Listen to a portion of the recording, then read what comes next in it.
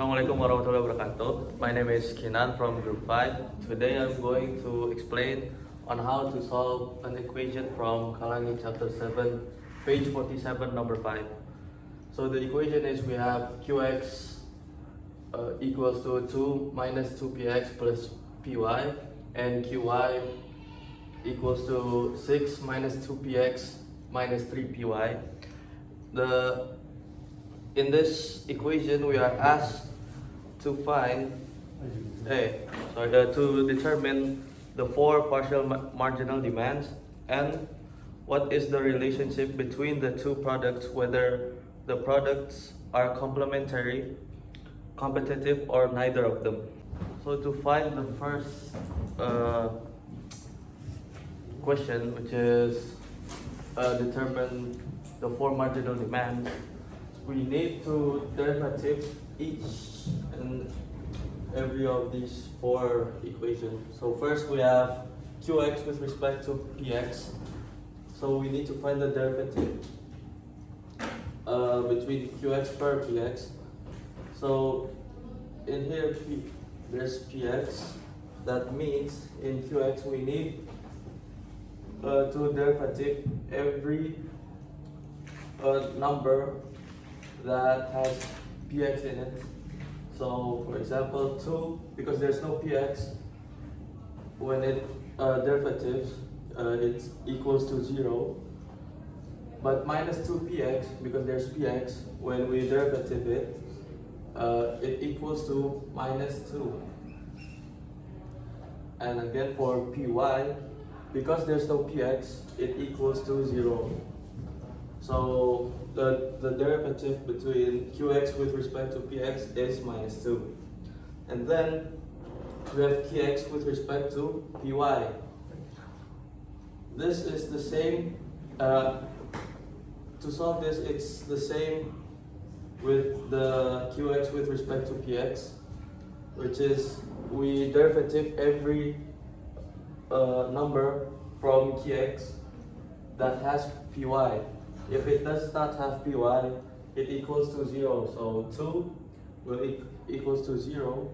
Minus 2px, because it doesn't have py, equals to 0. And plus py, it equals to 1.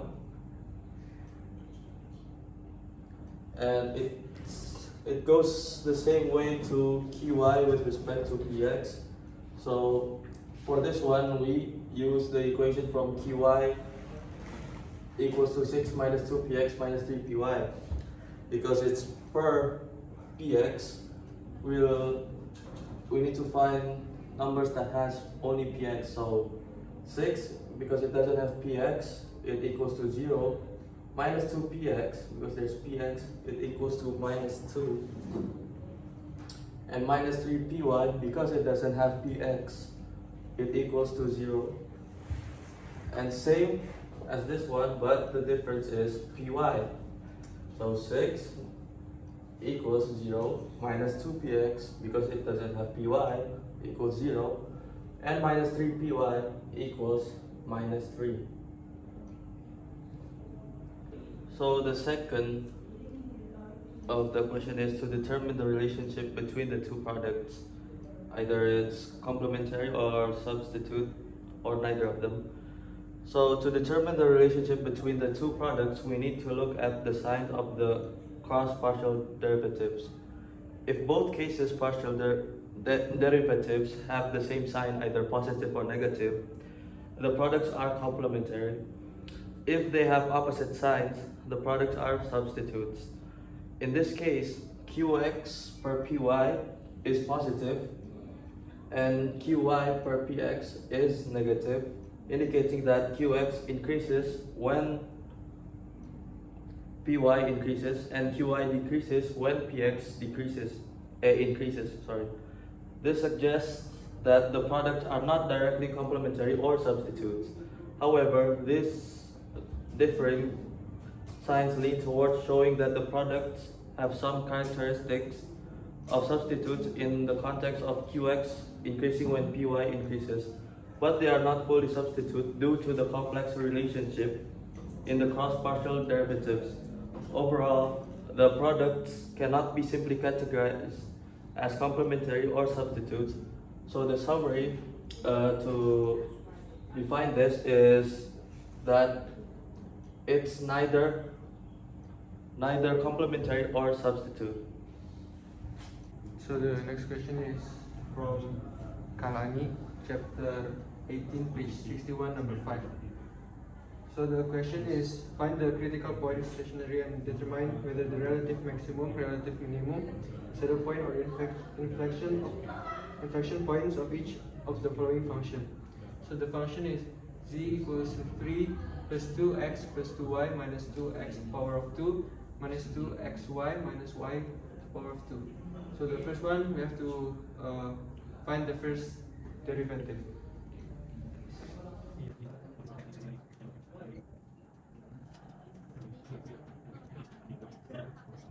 After that, we eliminate the first derivative.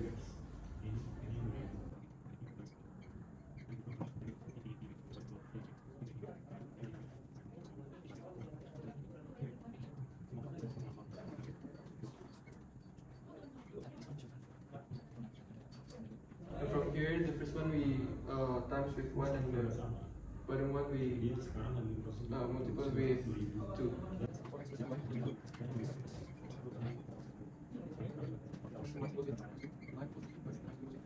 So after we eliminate, we got the y. So the y is 1. And then we substitute the y equals with 1 into this one. Sorry, this one.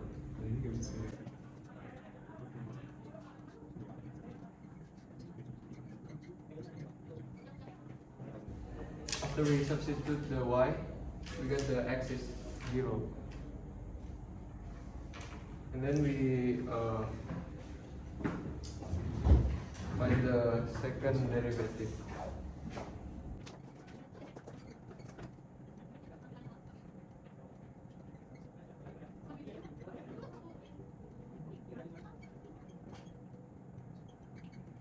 So after we get the second derivative, now we move on to the next step is to find the determinant.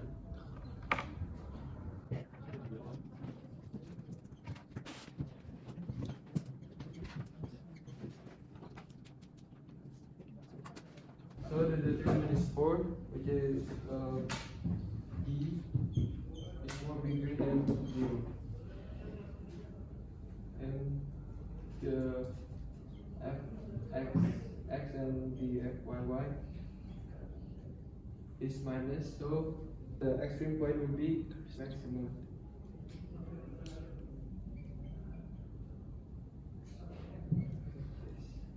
So the conclusion is d is greater than 0, then the fx and the fyy are negative, then the extreme value is maximum. Maybe that's all. Thank you. So we go to the next question, number 3.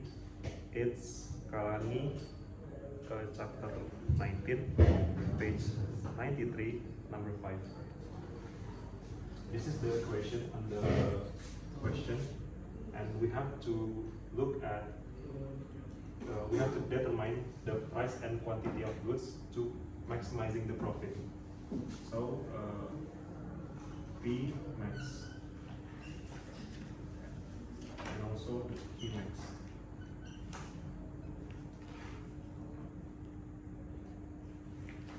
So the first one, we have to make the function of the P or the profit.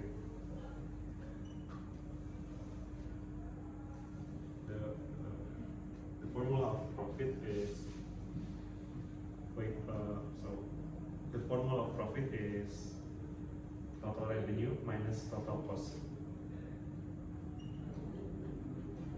And to have total revenue, we have to put the price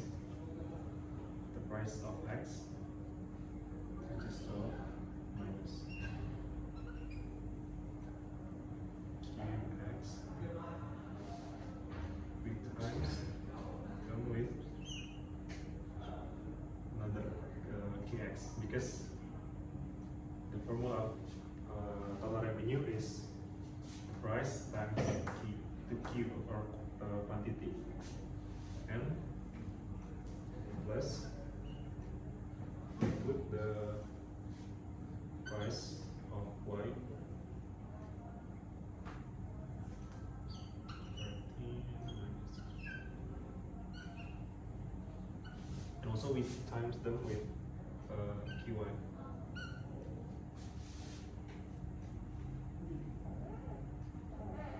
So it's 12 qx minus qx to the power of 2 plus 13x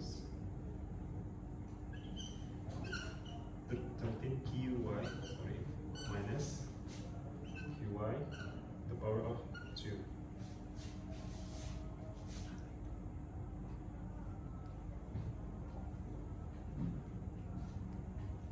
Then we just arrange them to the group. So we put the qx first and then qy, then plus 12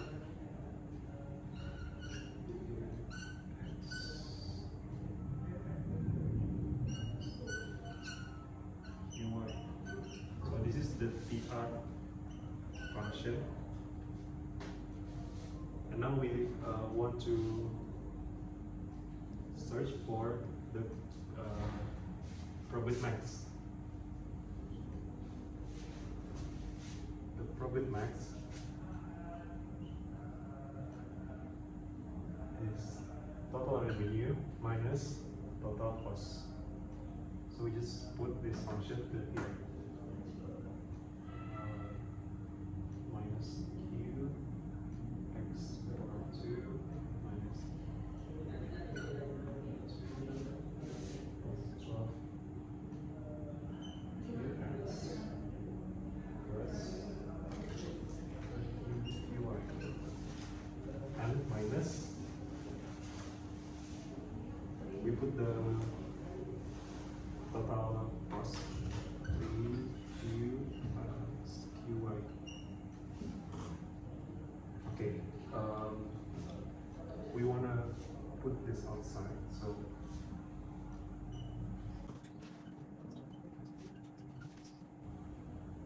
qy, anything minus 3qx qy. Next, we arrange them. No, I think we're good. You don't have to do anything. And then we now go to the derivative, the first derivative. So this is, we just, yeah. So dou half, dou x. We have here minus 2px. This is y, and this is this one, 12. And this is plus 1 minus 3 with qy.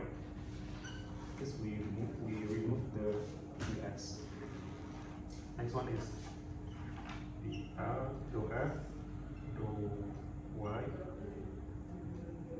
here minus 2 key y and plus 13 qy and minus 3 q, wait,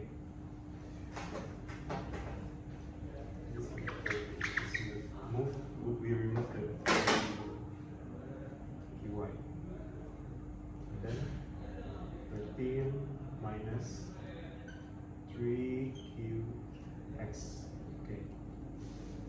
Next one, we want to eliminate these two.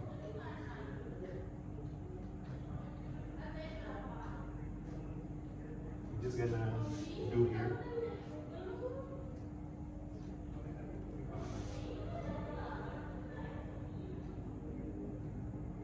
Oh, we're gonna erase them first. 2 qx minus 3 qy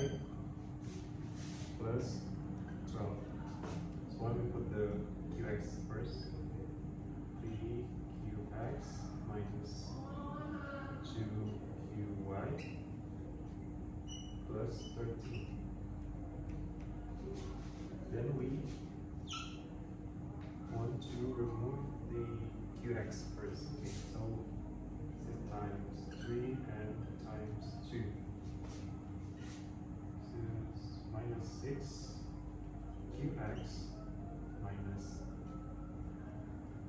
9 qy plus 36. This one is minus 6qx minus 4qy plus 26. We want to minus this gone, and this is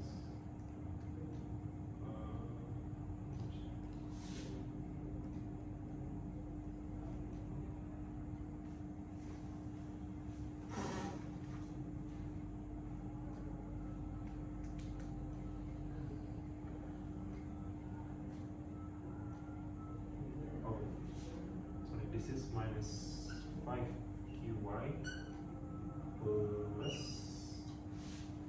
10. So the minus 5qy equal to minus 10 and qy equal to 2. Okay, so I'm just gonna remove this one.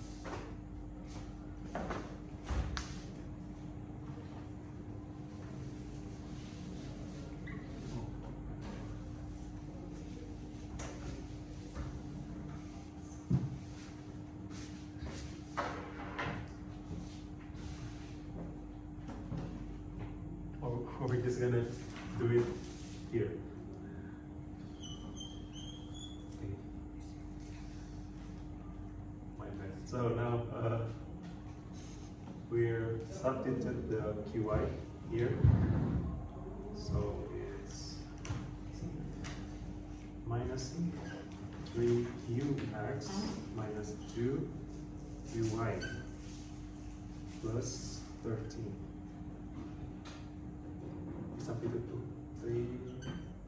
3qx main 2 times 2 plus 13. So 3qx minus 4 plus 13 is 17. Okay.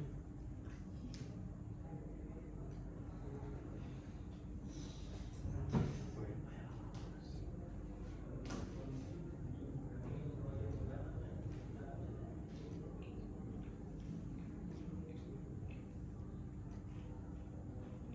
Oh, minus 4 plus 13 is 9. So here is minus 3qx equal to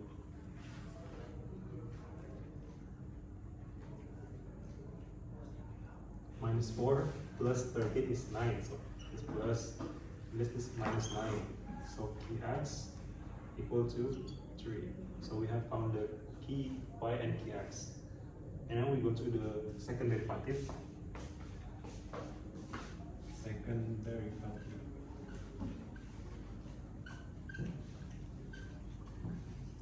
of this one. So dou f per dou x quadrat x with power of 2 equal to this one minus 2, and also dou f dou y power of 2, it's here equal also minus 2. Then we want to do dou f and dou y in the dou x. So dou x dou y. This one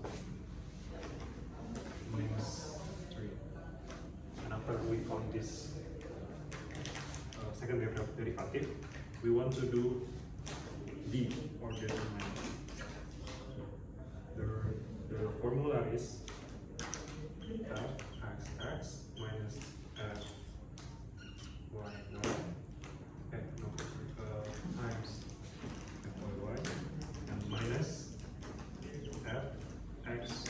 by the power of 2. Fx is the second derivative of dou x. So we put minus 2 times here, minus 2 minus, this one is minus 3, minus 3, power of 2. And here 4 minus the power of 2 of minus 3 is 9, so minus 9. So the determinant is minus 5, which is, we cannot do that. So we stop here because the determinant is minus. Is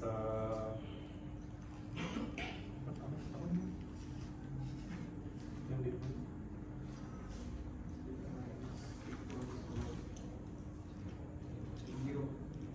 Tetap nggak boleh dikata.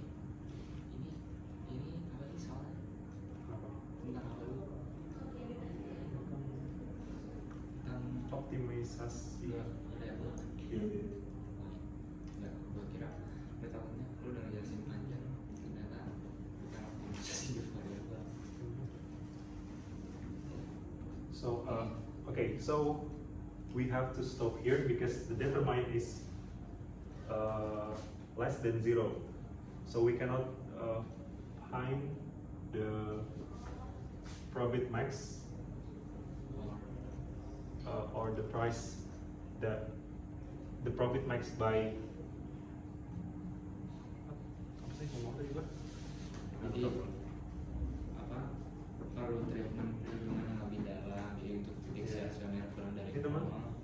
berarti apa berarti kita berhenti apa mencarinya di sini karena menyatakan bahwa kalau derivatif kurang dari 0 pada titik kritis tidak bisa ditentukan maksimal atau minimum.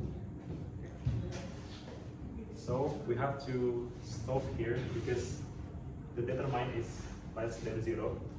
So we cannot find the maximum profit with this quantity because it's gonna be false.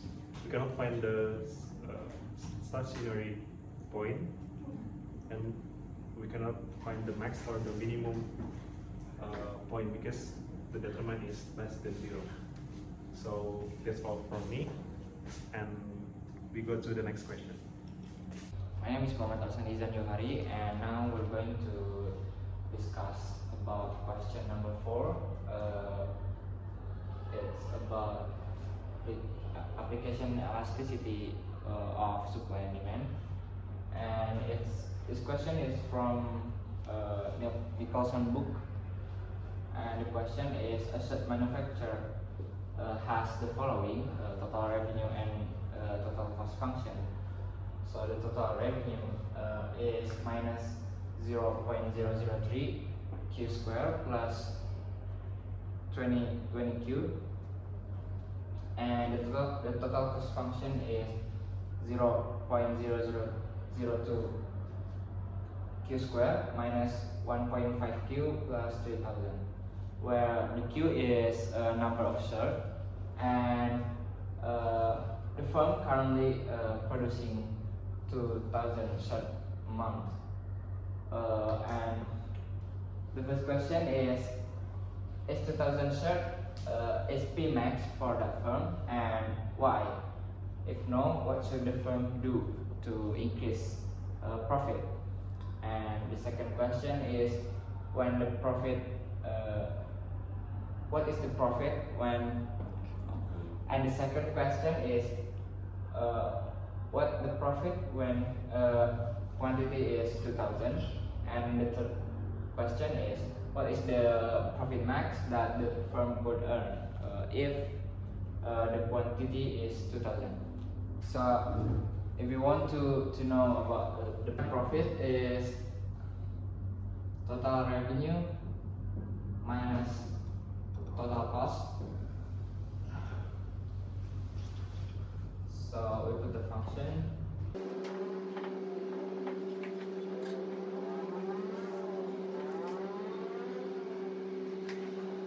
And we open the bracket.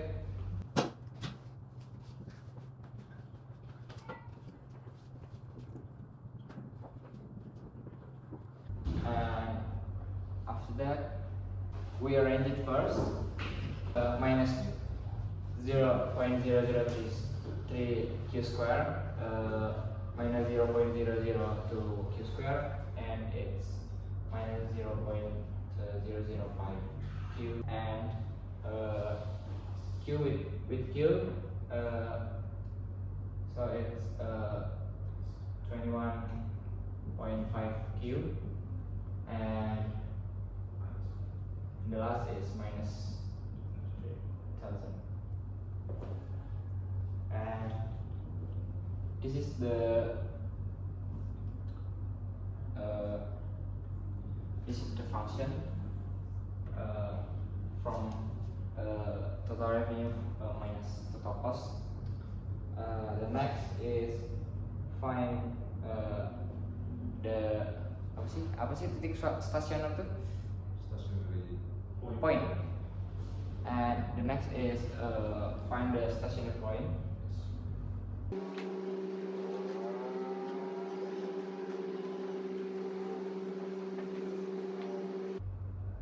Because this is just one variable, so we just use d. Is dp per dx dp per dq equals 0. So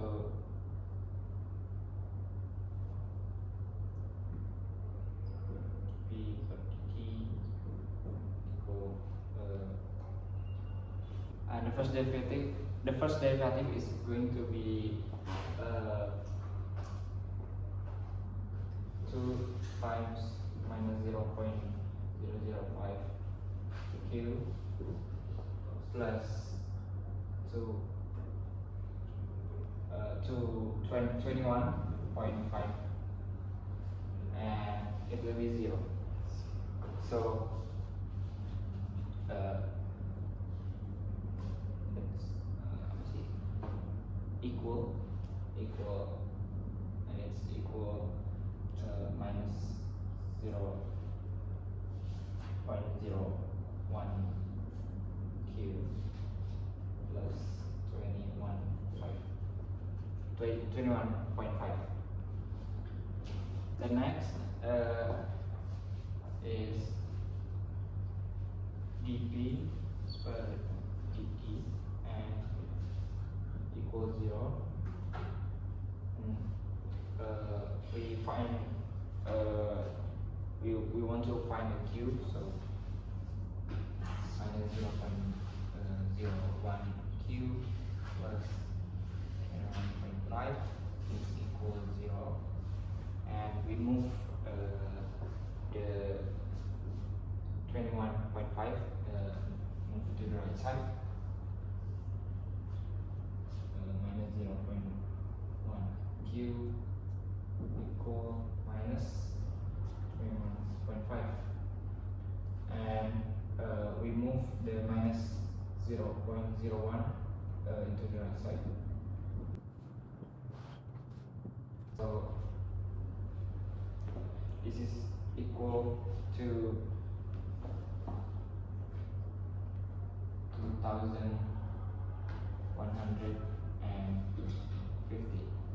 So from this first derivative, we can see that 2000 Hz is not profit maximum for the firm. And what should the firm do to increase the profit? The firm can increase the quantity into 2150 to increase the profit.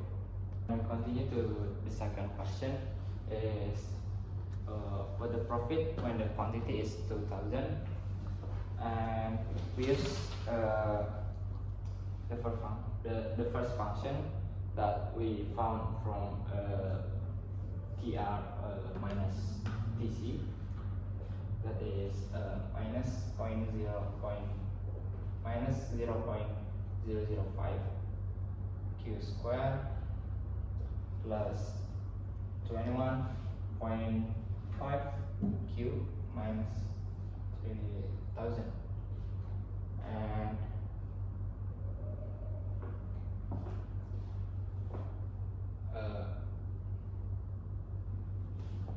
and we substitute the quantity equal to 1000 into this function.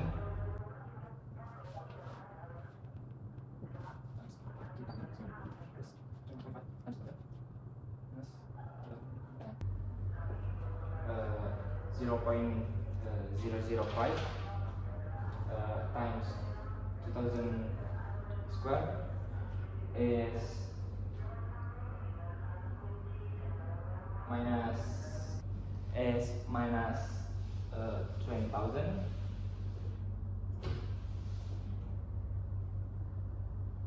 and plus 21.5 times 2000 is 43,000 minus 3,000. So when the quantity is 2,000, the profit will be 20,000. And the last question is what is the profit maximum that the firm could earn? And from this question, we substitute the quantity that we got from the first derivative, that's quantity equal 2150. We substitute to the profit function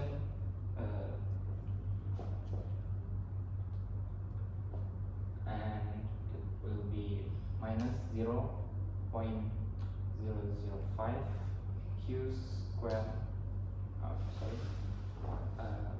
2150 square plus 21.5 times 2150 minus 3000 and minus 0.005 times 2150 square is minus 23,112.5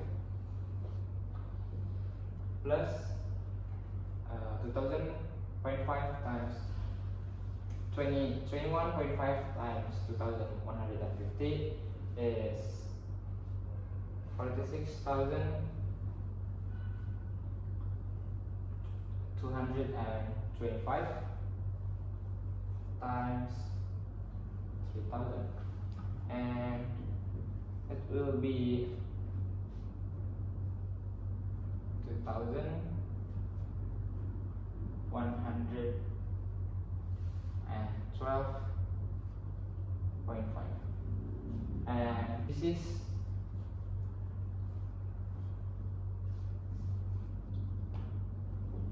the Pmax that the firm could earn if the firm sold the quantity 2,150. So if you want to prove that the graphic is Pmax, we can use second derivative, use function from the first derivative, and if we want to prove that we got the Pmax, we can use the second derivative, use function from the first derivative that we got previously, and this is d square b per dq square, and it will be minus 0.01, and because this is negative, so the graphic will be like this. It's go down, and we can prove that the Pmax the quantity is Pmax for the profit. So that's all for the number 4. Next to My name is Wadani Azara, and I'm going to solve an optimization problem where we maximize a utility function given a budget constraint. So the utility function and budget constraint are as follows. And our goal is to find the values of x and y that maximize the utility function u. So step 1 is we need to set up the problem. So we need to maximize this equation subject to the constraint x plus y equals to 12 by using the method of Lagrange multipliers. And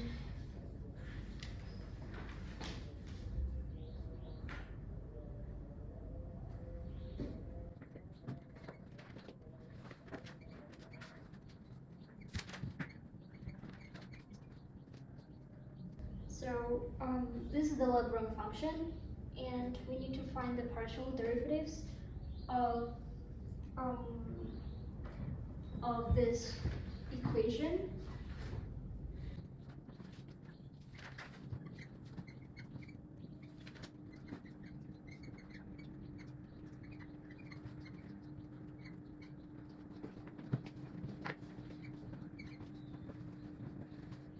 So now that we have 3 equations, we need to eliminate the lambda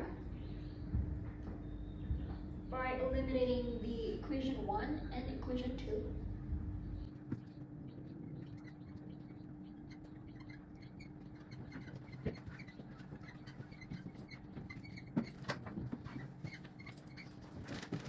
From this elimination, now we know that x is equal to y.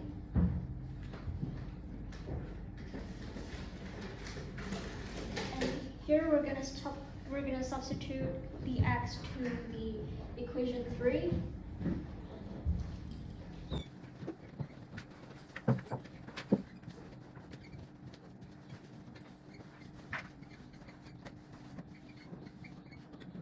And now we're gonna substitute the x and y to equation 1 to find the value of lambda.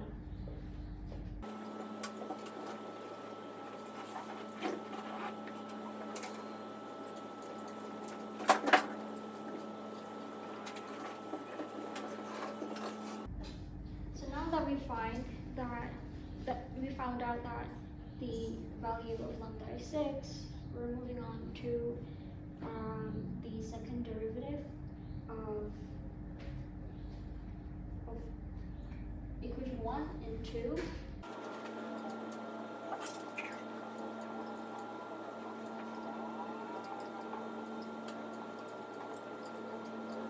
Here is the second derivative of the equation 1 and equation 2, and the gx and gy is we got the gx and gy from the third equation,